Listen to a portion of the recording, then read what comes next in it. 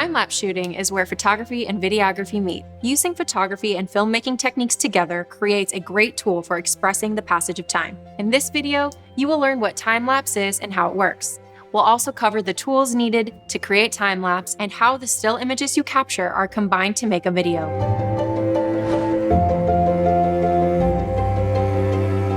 Put simply, a time-lapse shot comes from still images pieced together to make a video. The result is footage that shows the passage of time faster than real time. Here's how it works. A single image is captured with a consistent and preset interval. That interval is the combination of the time needed to take the image and the time between each frame. This interval will indicate what the final time-lapse video looks like and how much time is covered in the final product.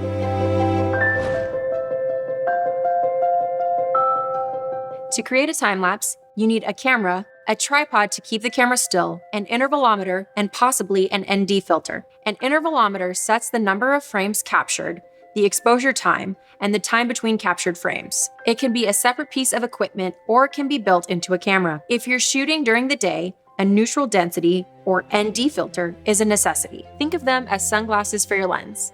An ND filter allows for long exposures when light is abundant. An ND filter lowers the amount of light that reaches the image sensor of the camera, allowing it to capture a longer exposure.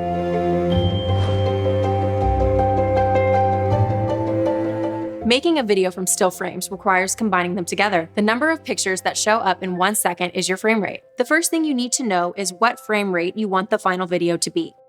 24 frames per second will appear staccato or shuddery, with 60 frames per second being much smoother. Consider this when shooting to ensure enough frames are captured for a needed duration. If your final video has a lot of flicker, use a deflicker plugin to smooth out the exposure between shots. If you want a 10-second video at 60 frames per second, you need to capture 600 frames. Once you know how many frames, you need to know how long the subject matter takes to capture from start to finish of said action. If the shutter is open for 1 second, and you want 9 seconds between frames, each frame takes about 10 seconds to capture. To get 600 frames, it takes 6,000 seconds or 100 minutes.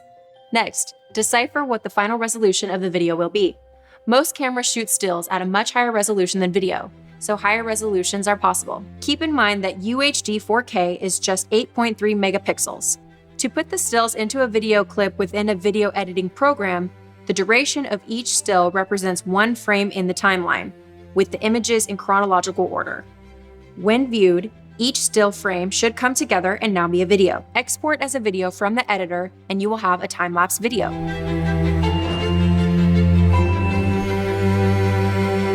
Time-lapse photography takes a lot of patience. You will make mistakes, and that's okay. Use them to do better next time. The next time you need to represent time passing, consider using time-lapse as the vehicle in your next video.